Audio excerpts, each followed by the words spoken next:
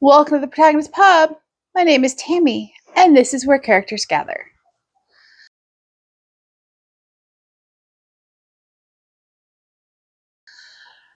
It's time for another weekly wrap-up. First, today in the United States, it's Memorial Day. It's a day in which we honor those who have fallen for the country in protecting and defending our freedoms. And as always, my prayers are with those who have given all and their families. Anyway, on to what I read last week. First, the DNFs, and apparently it was the week of books that just weren't working for me. Okay, so first up, this was a surprise, Kings of the Wyld by Nicholas Eames. I read well past 100 pages. This is fantasy. It's 400, almost 500 pages.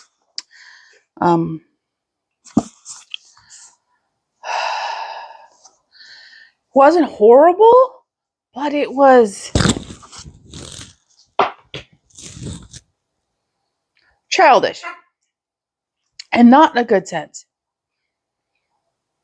I know a lot of people love this book. I know it's talked about a lot as one of those, great modern fantasy stories. And I just thought it was pathetic.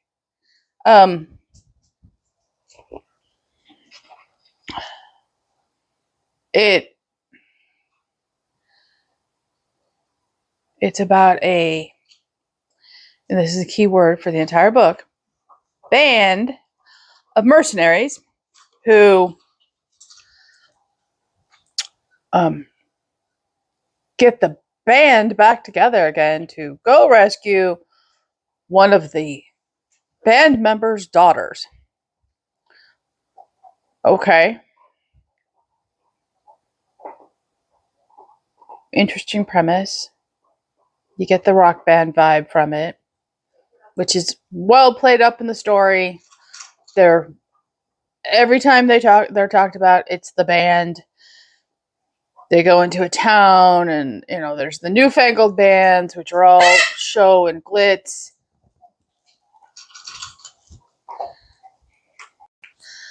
And the new bands are all show and no substance.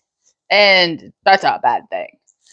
It's a bunch of middle-aged men who have children and responsibilities and families who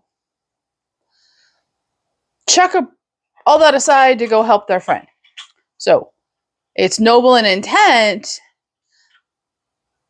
but at what expense? Because there is no guarantee any of those grown men are going to come back to their families that need them.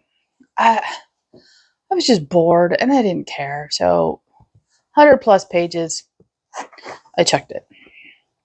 The next three were all arcs. The first was, let's see, The Happy Life of Isadora Bentley by Courtney Walsh. I have learned something about myself in the last month and a half, 2 months. And this book is an exemplar of it. And I think every book on here is an exemplar of it for why I'm DNFing books right and left. I have very little to no patience for the angst-riddled, indecisive, I don't know who I am character trope. I just have no patience for it. I don't want to read about it. I certainly don't want to invest my time in it.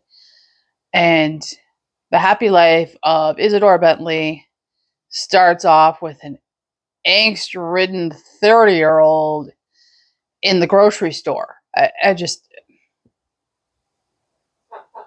couldn't do it. I couldn't do it. Couldn't relate. Everybody gets older. It's not like 30 springs up on you and you don't know. 30 was a couple decades ago for me. wasn't a big deal. I wasn't, hadn't met my husband yet. I wasn't married. I wasn't in a relationship. It was just another year. So I can't relate. The next book was Practice Makes Perfect by Sarah Rose. This is the follow-up to When in Rome, which I believe I reviewed on my blog, which, like always, is linked in the description box.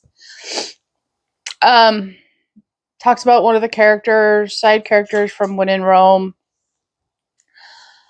Again, angst-riddled, just incapable of doing anything. Protagonist, and nope, wasn't interested, didn't care, moving on. And last one was The Wagging Tail's Dog Home by Sarah Hope. I loved the cover of this one.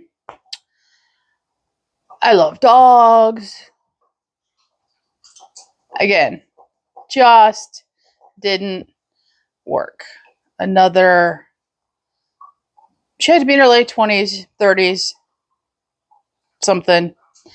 And just, why not as angst-ridden as the previous two protagonists? And I read much further in this one than the previous two. I think I read a quarter of this one. She was wishy-washy and indecisive and just incapable of standing up for herself or the job for which she, was hired to do. And she was just, I couldn't do it. So that got DNF too. So what did I read this week?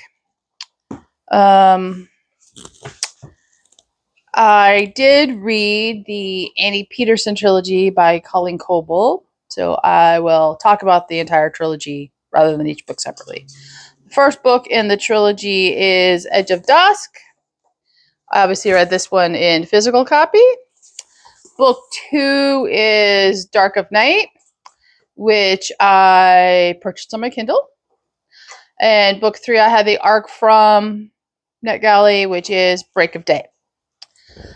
And as you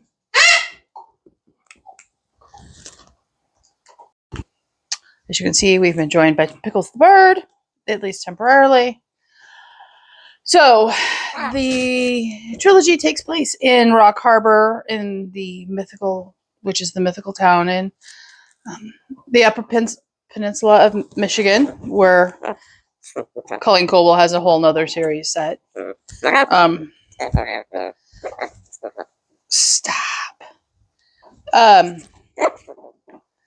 So we meet Annie and her 9-year-old daughter. She is a widow. She is a U.S. Park Ranger. And we meet Annie and her daughter when they are going into the doctor's office to figure out why her daughter is underweight and not really growing. And Annie spies her long-lost love from high school, who left town under suspicious circumstances and whom she's never really fallen out of love. Things progress. And throughout the novel, you meet familiar characters from Rock Harbor. There's a continuous storyline from the first book in the series to the last book in the series. It is only a trilogy. It is completely wrapped up by the end of the third book. There's character growth. There's growth in side characters from the Rock Harbor series. There's suspense and action and danger and emotional tugs and found family. Quite literally found family. It is just in a beautifully written, beautifully emotional, series that will keep you entertained. I read one book a day, 3 days in a row, have no regrets. I enjoyed every moment of reading those books. They made me laugh. They made me, cry. The suspense was great. The continuing themes throughout from the first book, which concludes in the third book, I truly enjoyed.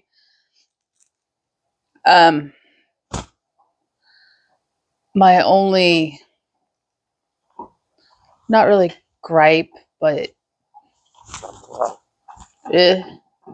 about, and this is in all of her books that I've, in the Rock Harbor series, and in the Peterson trilogy, obviously, is the gluten-free lifestyle thing. I don't care, and I don't want to read about it, and whatever. That's a personal thing. So, what else did I read this week? After I finished my last, DNF checkoff for the week, I finally picked up Hounds of the Basket Stitch by Anne Canadeo. This is book 11 in the Black Sheep and Company Mystery Knitting series. This one, I'm going to admit, not my favorite in the series. A little short. It felt a little forced. It felt a little rushed. However, that being said, I still enjoyed my visit to Plum Harbor, Massachusetts. I enjoyed catching up with the ladies, even though I read that one out of order.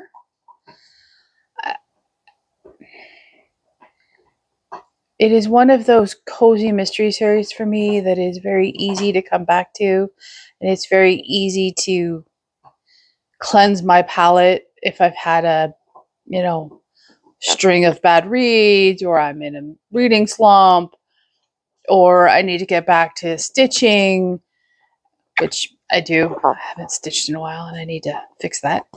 But that is just a very good, easy, reliable series for me. And the fact that, one book in the series let me down does not in any way diminish my enjoyment of the rest of the series. Yes, you're being surprisingly good. You want to say hello to the nice people? You say hello? Hello. No, he's going to be camera shy. So, what did I read after that? I picked up...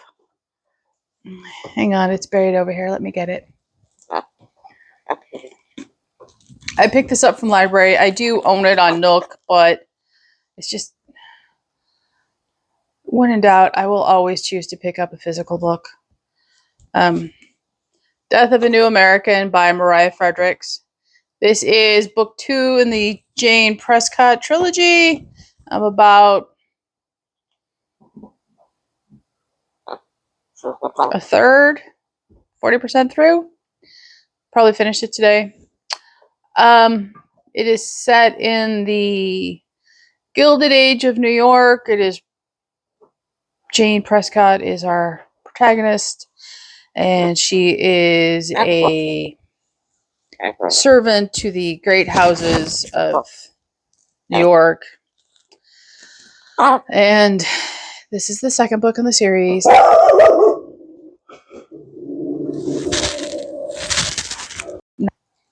So what am I going to read for the rest of the week? I'm not really sure, but I do know for a fact what it will be: the Saturday Night Supper Club by J. Ryan Stadall. He is one of my favorite authors. If you've never read him, I cannot stress enough the importance of picking up one of his books and just losing yourself. I highly recommend The Lager Queen of Minnesota. If you like Minnesota, if you're from Minnesota, if you're from that area of the Midwest, you will relate to these books.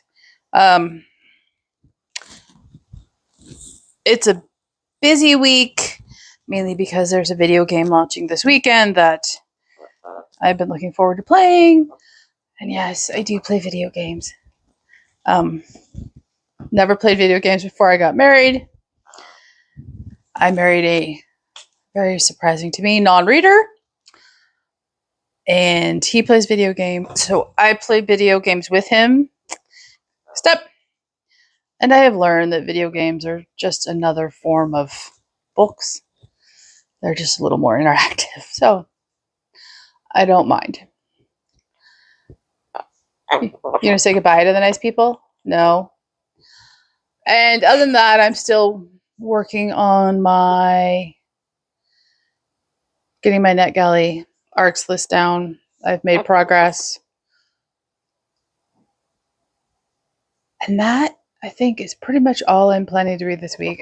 I'm very much right now in a mood read situation, so I will pick up what I want. What did you read last week? What are you planning to read this week? Please comment down below, like and subscribe, and I will see you here next time at the Protagonist Pub.